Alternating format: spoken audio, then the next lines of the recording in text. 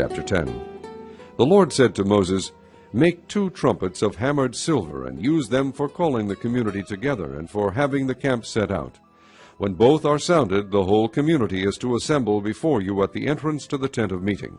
If only one is sounded, the leaders, the heads of the clans of Israel, are to assemble before you. When a trumpet blast is sounded, the tribes camping on the east are to set out. At the sounding of a second blast, the camps on the south are to set out. The blast will be the signal for setting out. To gather the assembly, blow the trumpets, but not with the same signal. The sons of Aaron, the priests, are to blow the trumpets. This is to be a lasting ordinance for you and the generations to come. When you go into battle in your own land against an enemy who is oppressing you, sound a blast on the trumpets. Then you will be remembered by the Lord your God, and rescued from your enemies. Also at your times of rejoicing, your appointed feasts and new moon festivals, you are to sound the trumpets over your burnt offerings and fellowship offerings, and they will be a memorial for you before your God. I am the Lord your God. On the 20th day of the 2nd month of the 2nd year, the cloud lifted from above the tabernacle of the testimony. Then the Israelites set out from the desert of Sinai and traveled from place to place until the cloud came to rest in the desert of Paran. They set out this first time at the Lord's command through Moses. The divisions of the camp of Judah went first, under their standard. Nahshon son of Amminadab was in command. Nathanael son of Zuar was over the division of the tribe of Issachar, and Eliab son of Helon was over the division of the tribe of Zebulun. Then the tabernacle was taken down, and the Gershonites and Merarites who carried it set out. The divisions of the camp of Reuben went next, under their standard. Elizur son of Shedur was in command. Shelumiel son of Zerushadai was over the division of the tribe of Simeon, and Eliasaph son of Deuel was over the division of the tribe of Gad. Then the Kohathites set out, carrying the holy things. The tabernacle was to be set up before they arrived. The divisions of the camp of Ephraim went next. Under their standard, Elishama son of Ammihud was in command. Gamaliel son of Pedazur was over the division of the tribe of Manasseh, and Abidan son of Gideoni was over the division of the tribe of Benjamin. Finally, as the rear guard for all the units, the divisions of the camp of Dan set out, under their standard. Ahiezer son of Ammishaddai was in command. Phagiel son of Okran was over the division of the tribe of Asher, and Ahira son of Enan was over the division of the tribe of Naphtali. This was the order of march for the Israelite divisions as they set out. Now Moses said to Hobab son of Reuel the Midianite, Moses' father-in-law, "We are setting out for the place about which the Lord said, 'I will give it to you.' Come with us, and we will treat you well, for the Lord has promised good things to Israel." He answered, "No, I will not go. I am going back to my own land and my own people." But Moses said, "Please do not leave us. You know where we should camp in the desert, and you can be our eyes. If you come with us, we will share with you whatever good things the Lord gives us." So they set out from the mountain of the Lord and traveled for 3 days. The ark of the covenant of the Lord went before them during those 3 days to find them a place to rest.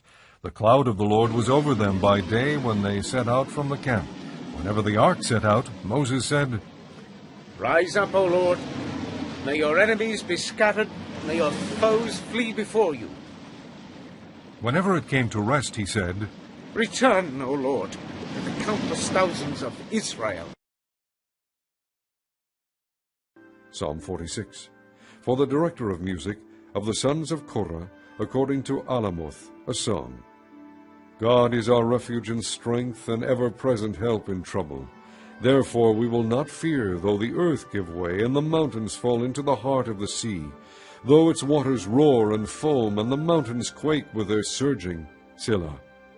There is a river whose streams make glad the city of God, the holy place where the Most High dwells. God is within her, she will not fall. God will help her at break of day. Nations are in uproar, kingdoms fall. He lifts his voice, the earth melts. The Lord Almighty is with us. The God of Jacob is our fortress. Selah. Come and see the works of the Lord, the desolations he has brought on the earth. He makes wars cease to the ends of the earth. He breaks the bow and shatters the spear. He burns the shields with fire. Be still, and know that I am God. I will be exalted among the nations. I will be exalted in the earth. The Lord Almighty is with us. The God of Jacob is our fortress. Selah. Psalm 47, for the director of music, of the sons of Korah, a psalm. Clap your hands, all you nations, shout to God with cries of joy. How awesome is the Lord Most High, the great King over all the earth. He subdued nations under us, peoples under our feet. He chose our inheritance for us, the pride of Jacob, whom he loved. Selah. God has ascended amid shouts of joy, the Lord amid the sounding of trumpets. Sing praises to God, sing praises to our King, sing praises. For God is the King of all the earth. Sing to him a psalm of praise. God reigns over the nations. God is seated on his holy throne. The nobles of the nations assemble as the people of the God of Abraham, for the kings of the earth belong to God. He is greatly exalted. Chapter 8. If only you were to me like a brother who was nursed at my mother's breasts. Then, if I found you outside, I would kiss you, and no one would despise me. I would lead you and bring you to my mother's house, she who has taught me. I would give you spiced wine to drink, the nectar of my pomegranates. His left arm is under my head, and his right arm embraces me. Daughters of Jerusalem, I charge you, do not arouse or awaken love until it so desires. Who is this coming up from the desert, leaning on her lover? Under the apple tree I roused you. There your mother conceived you. There she who was in labor gave you birth. Place me like a seal over your heart, like a seal on your arm, for love is as strong as death, its jealousy unyielding as the grave. It burns like blazing fire, like a mighty flame. Many waters cannot quench love, rivers cannot wash it away. If one were to give all the wealth of his house for love, it would be utterly scorned. We have a young sister, and her breasts are not yet grown. What shall we do for our sister for the day she is spoken for? If she is a wall, we will build towers of silver on her. If she is a door, we will enclose her with panels of cedar. I am a wall, and my breasts are like towers.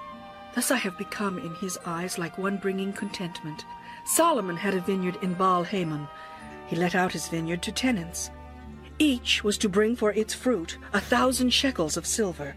But my own vineyard is mine to give. The 1,000 shekels are for you, O Solomon, and 200 are for those who tend its fruit.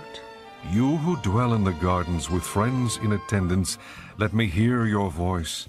Come away, my lover, and be like a gazelle or like a young stag on the spice-laden mountains.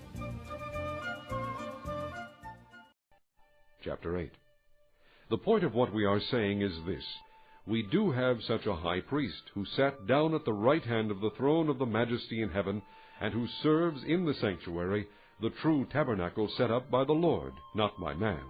Every high priest is appointed to offer both gifts and sacrifices, and so it was necessary for this one also to have something to offer.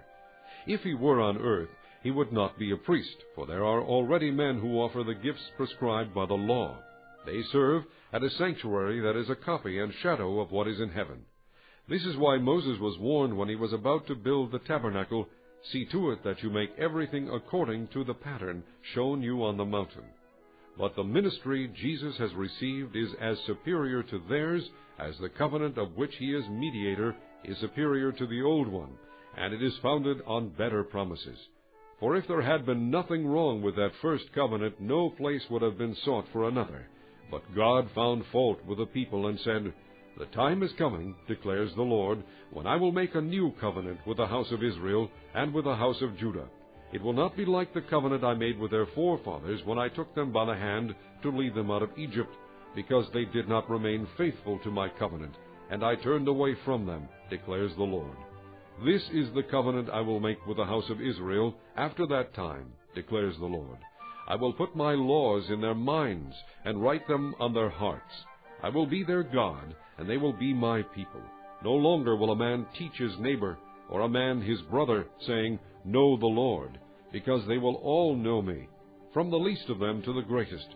For I will forgive their wickedness, and will remember their sins no more." By calling this covenant new, he has made the first one obsolete, and what is obsolete and aging will soon disappear.